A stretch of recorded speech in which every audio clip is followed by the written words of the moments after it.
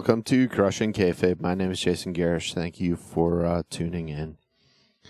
Let's see. I'm not even sure what the heck I'm going to talk about today. Just kind of go off the cuff here. I know that Raiders have another win, but the Patriots have been awful this season, so I don't really. A win's a win, I know, but it's always nice to see them win over the Patriots. I always enjoy that immensely. And I just screwed up the camera. Hold on 1 second here.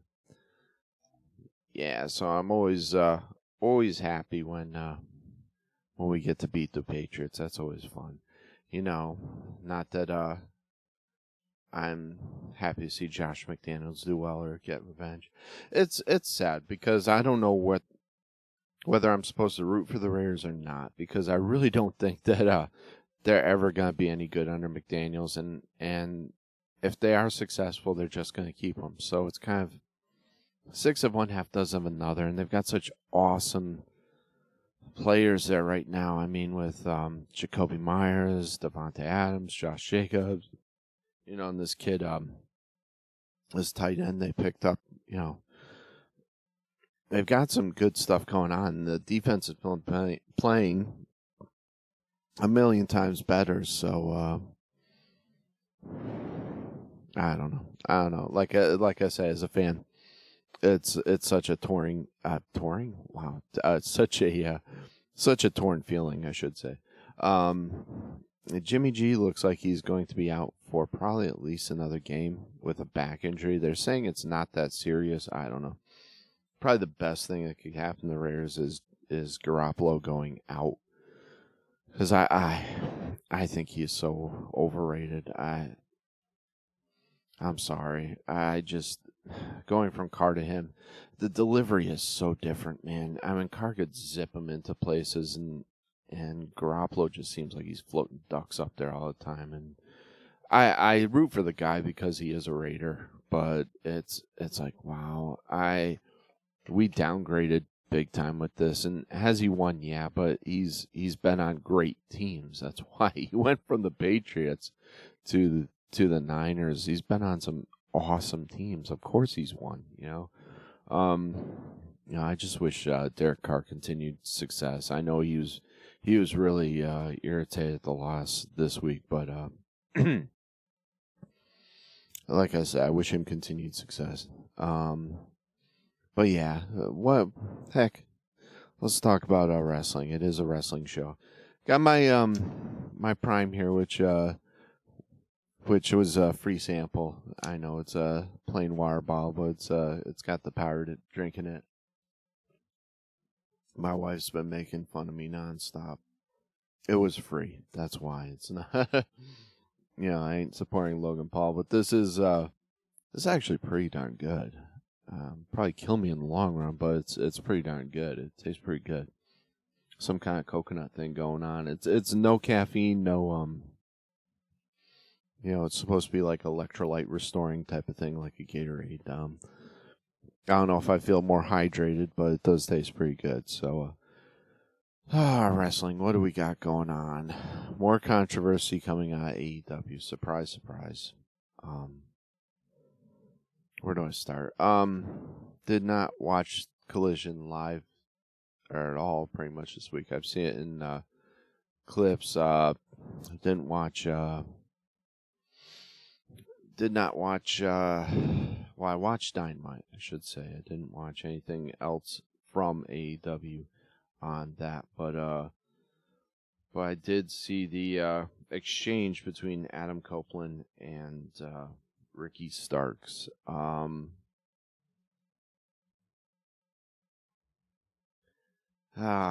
do I go from there? Personally, are they I never saw Ricky Starks as that fragile of a person that he would get upset over promo. Maybe I'm wrong. I mean, the fact that people generally believe that that Copeland was taking a swipe at him, I think just speaks volumes for how good Adam Copeland is, and not anything else there. But excuse me.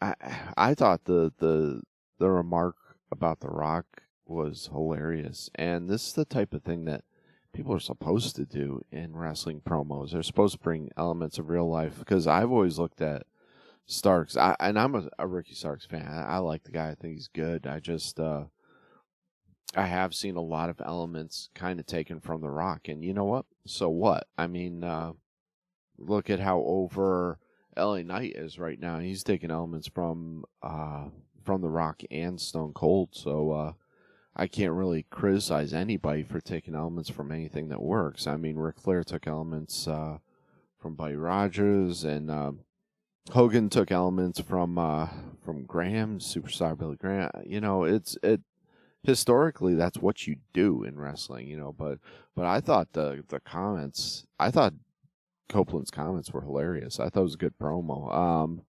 You know, I just shaved, so I probably got a ton of freaking hair on me. And of course, I'm wearing a white T-shirt here, so you can see it. It's my Matt's out back. Let me start over where I can actually talk. Matt's out back shirt here from Matt's out back in Connecticut. Eventually, I'll learn how to speak. Sorry. But getting back to wrestling, yeah, I thought it was an interesting little exchange, and I thought he must have caught Starks off guard, because usually Starks is a really good promo, and he went the cheap route, the low hanging fruit route with the Edge comment, which was kind of weird. It was like he was grasping for straws. Oh my goodness. You know, and like I said, he was a guy that usually is really good on the mic, and to see him kind of falter like that, I'm not sure what he was looking for when he was looking out to the crowd like that. I mean, I think he was just buying time for himself to think of something. He came up empty. So I don't know. I don't know if there's any genuine animosity between those guys. I don't know.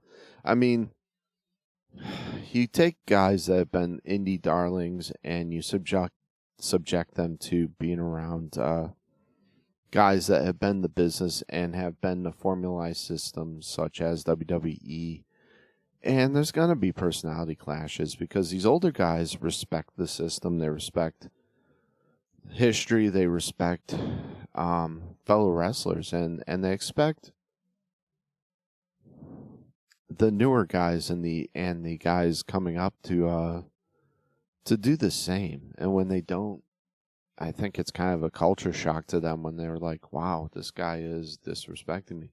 And guys like Adam Copeland need to be a stabilizing force in that locker room.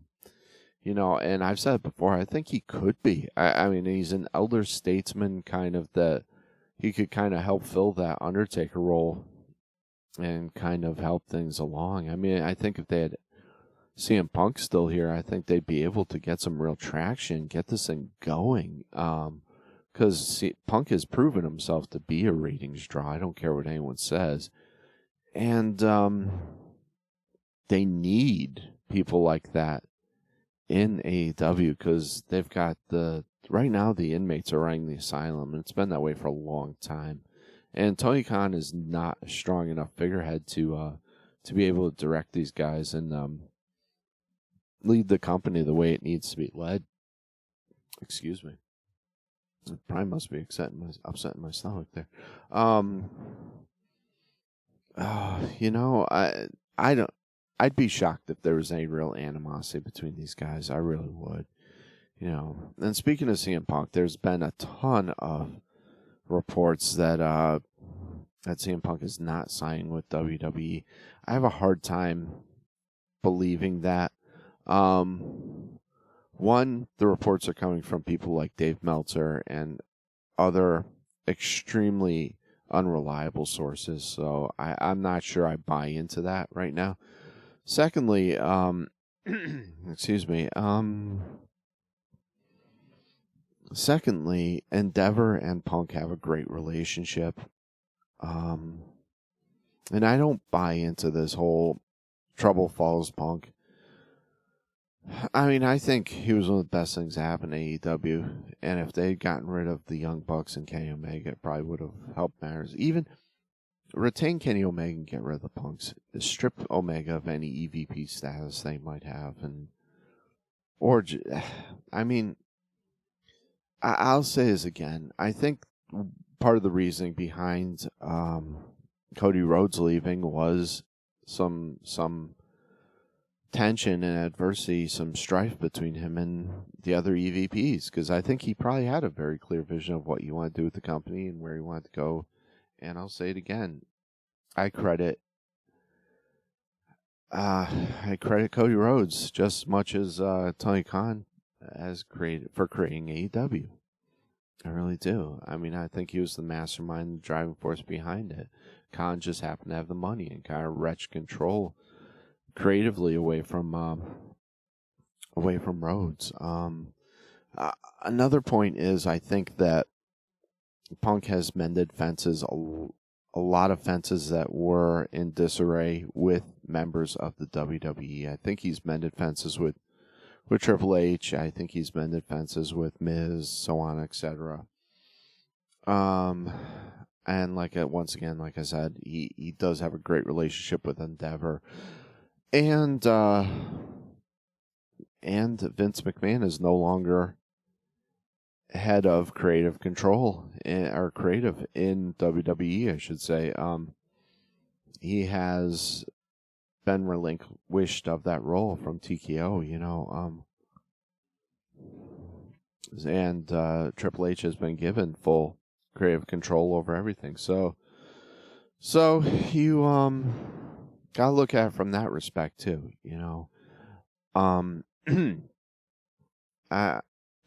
does Triple H probably think he's more of a headache? Probably, but I also think that Triple H knows what's good for business. And does WWE need CM Punk? Absolutely not. Unfortunately, AEW has proven itself not to be any type of rival just through their own incompetence, unfortunately, because I love a lot of the wrestlers there, and I really was hopeful at the beginning of AEW's run there. I liked a lot of what they're doing, and I was really hopeful, and I think a lot of that was dependent on Cody Rhodes, and unfortunately with him going out, I think that changed the complexion of the company radically,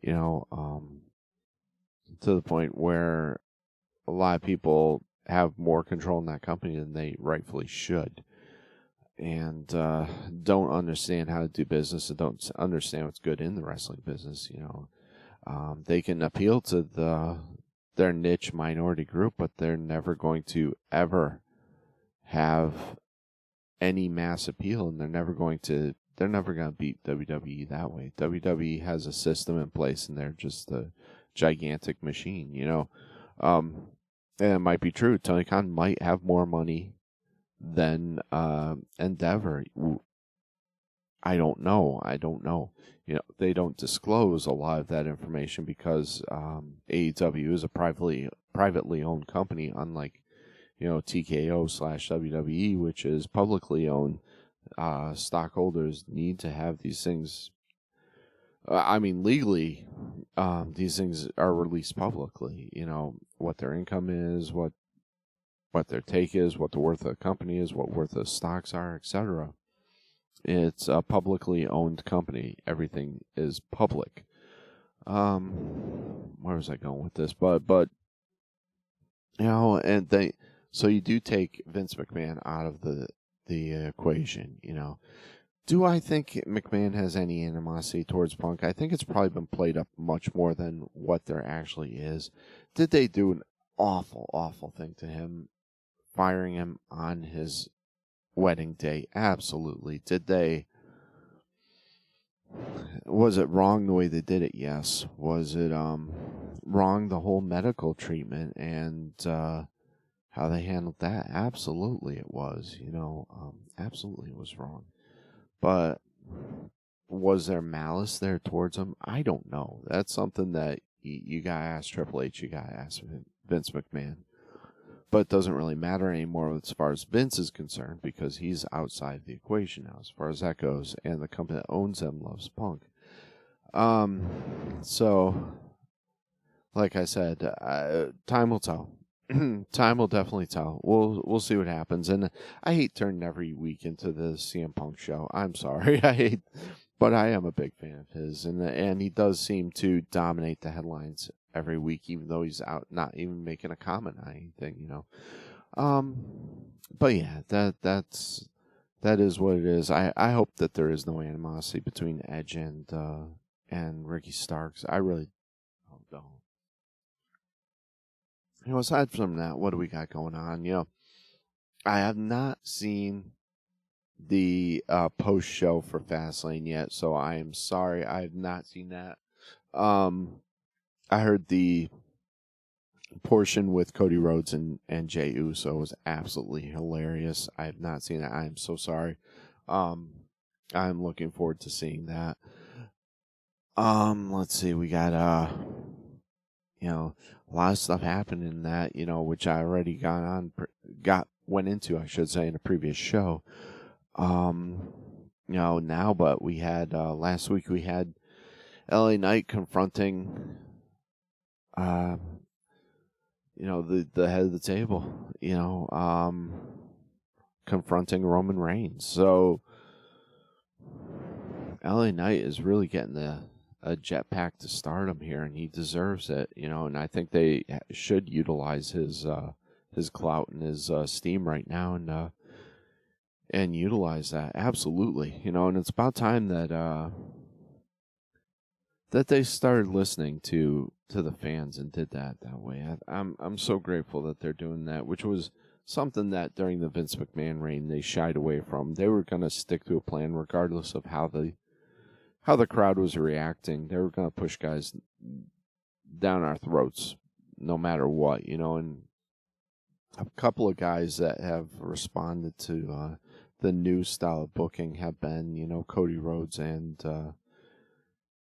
LA Knight. I would make an argument for the LA Knight being a bigger babyface star right now than even Cody Rhodes. And that's something that he did himself. He got himself over. And like I said, Eli Drake / LA Knight / whatever you want to call him has put the work in, and he's experienced. He's an older dude. Was he like 40, 41, I think? And it's just killing it right now. It's just killing it. Great promos, and once again, he's a throwback to kind of an Attitude Era type personality with the mixture of The Rock and Stone Cold, and I don't have a problem with that. I grew up watching the Attitude Era, and it was good. It had a lot of bad things about it. Would I watch that with my son? Absolutely not. No, but there was a lot of positives could be taken off the Attitude Era. And one of it is multiple storylines involving everyone. It seemed like everyone had a purpose on the show, and they put everyone to use. That was one of the things I liked about the Attitude Era. Another thing is,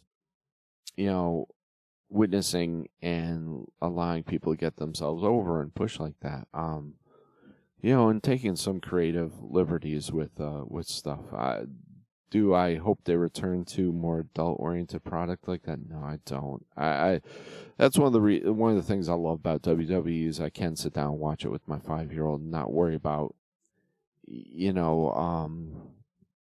some of the things that happened during the Attitude Era, and I'm grateful for that. There are other wrestling promotions that you can watch that give a much more adult-oriented product, and and AEW does. I think gives a much more adult-oriented product. Which brings me back to brings me around to my next topic. I completely forgot about the whole exchange between MJF and Juice Robinson. Very controversial right now, with Juice Robinson referencing the whole quarter incident that occurred during MJF's adolescence or teenage years or whatever. Kind of going into the Jewish stereotype of being greedy and whatnot. I don't really have a problem with them doing this, except for the fact that it's coming during a time where Israel has just declared war. That is about the only thing I have an issue with. There have been other instances within wrestling where they have capitalized on current events that are especially wartime events where I know that WWE did this with Sergeant Slaughter, back during the whole Desert Storm, Desert Shield thing, or a variety of different things that occurred during that, and there have been controversial things that have happened. It might be a little tone deaf. I'm not sure if the timing is great for this, but I think a lot of this is going to depend on how MJF handles this and utilizes this to showcase himself, and maybe even use this to bring about some greater good, and kind of speak out against, bullying and anti-Semitism, and hopefully utilize that as a platform for some good, because this could go either way, and you're skating on very thin ice right now, AEW, with that storyline. I love both these guys. I think they're tremendous wrestlers, tremendous talents. I'm a huge MJF fan. Everybody knows that. And I was watching Juice Robinson when he was in New Japan, and I watched that guy and said, why isn't this guy in WWE? At the time, I think he's really, really talented. And I think that this could create really interesting things. So are they just kind of abandoning the whole Jay White angle of this? Or, I don't know, kind of excluding him from this by focusing on Robinson now? I don't know. But like I said, once again, this is an area in particular where AEW is going to have to walk that tightrope, because if they slip either way, it could be disastrous for them. They could upset and offend a lot of people. And from what I understand, they've already offended some advertisers with this whole storyline. So it could end up being disastrous for them. I hope not. I don't. It could cost them some money. I don't want to say disastrous like it's the end of the company, but financially it could hurt them. Like I said, I'm gonna put this on MJF and Juice and see where they go with this, and I'm gonna reserve my opinion until this is over with. Like any movie or any storyline, I want to see where it ends, and once the end titles, credits or end credits, I should say, rolls, then I'll judge whether it was a good storyline or not. Just like the way I judge movies. I know people have walked out on some tremendous movies that turned out to be great just because they started a little slower, didn't like where it was going, or didn't understand where it was going in the beginning. So I'm of the feeling I like to go watch everything through to its fruition, to its end, and see where it goes before I pass judgment. So on that note, another thing, I just saw the trailer for the Iron Claw a little while ago. This looks excellent. It looks great. Efron looks good. He's a little short for the role, but I'll take it. I don't care. It looks like they all are, but I don't care. I can suspend my disbelief and enjoy the movie. If I'm not mistaken, this is A24's first venture into doing a biopic or biopic, whatever you want to call it. So it'll be interesting to see how well they do. The trailer looks tremendous. Looks amazing. Efron has proven that he has some acting chops, and I think he'll do a great job. But we'll see. It looks great. It looks even. I showed the trailer to my wife, and who is kind of a casual wrestling fan, and she seemed to think it looked great too. So if you can grab those non-diehard fans and the casual fans, and even the fans who aren't involved and don't like wrestling, I think you got a winner, and they might have a winner on their hands. I love the use. I'm big on the use of music in everything, especially wrestling related. I love the fact that AEW will take that extra step to get rights to popular music and use that, and we'll spend the money. And I think both Triple H and I think Tony Khan, that's one thing they do have in common. I think they realize how important music is to telling a story and in wrestling. And I love the use of Don't Fear the Reaper in the in the trailer, and then I don't understand the full reference with use of Tom Sawyer. I just love the song. I'm a huge Rush fan, so it was nice seeing it. I don't understand how that relates to the Von Erich family, but anyone that is expecting to see a feel-good movie, you're going to be disappointed. I hope they kind of turn this around and have some things in the end that kind of, lift up. I know like Lacey Von Erich, and I know like the current, tag team, Von Erich tag team is seems to be doing very well and seem to be going down the right path. But by the time you're done watching this movie, if they do it correctly, you're probably going to be emotionally drained, and because of all of the tremendous grief and deaths involved in the Von Erich family, so you're probably going to be absolutely drained. I know I probably will be.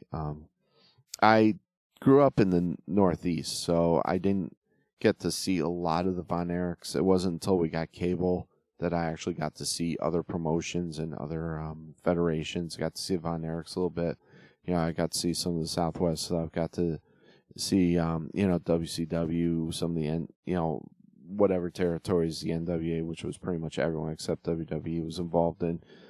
So I didn't grow up in that respect as a little kid. I did, watch the WWE, but when I did get to watch the Von Erichs, I understood the relevance and importance of it, and it was an important part of my early wrestling development, kind of as a wrestling fan. So I am looking forward immensely to this film. So those are my thoughts on that. But unfortunately, I've got about a minute left, so I'm just going to have to say, check us out on Patreon. For $1 a month, you can help us out, help keep the lights on, whatnot. Help keep everything going. Just look out for Crushing Kayfabe, Crushing with a K. Check us out on YouTube, Spotify, Google Podcasts, etc., etc. While you got a chance, check out Then Now in downtown Trenton. We got some a booth reserved there with some goods, and my wife has some really cool handmade items there. But check out Then Now, downtown Trenton, Tennessee, if you're in the area. If you're in Western Tennessee, check us out there. But aside from that, like I said, follow us on Twitter, on Patreon.com, and become a patron for only $1 a month, and that you wouldn't believe how much that helps. Just help keep the lights on, pay the bills. It's tremendous. But other than that, I'm struggling here to remember exactly because I got a billion things on my mind. But thank you everyone for tuning in. Prayers going out for Israel, and prayers going out for the Ukraine. Just a bad time in the world. I think you're going to see gas prices were supposed to dip, but I think they're going to dip and then take a straight shot right up. And I don't have time, unfortunately, to get into the whole Middle East thing with the upcoming PLE coming up, the upcoming PPV pay-per-view coming up. But I'll discuss that in another show. Thank you for tuning in. God bless. All right.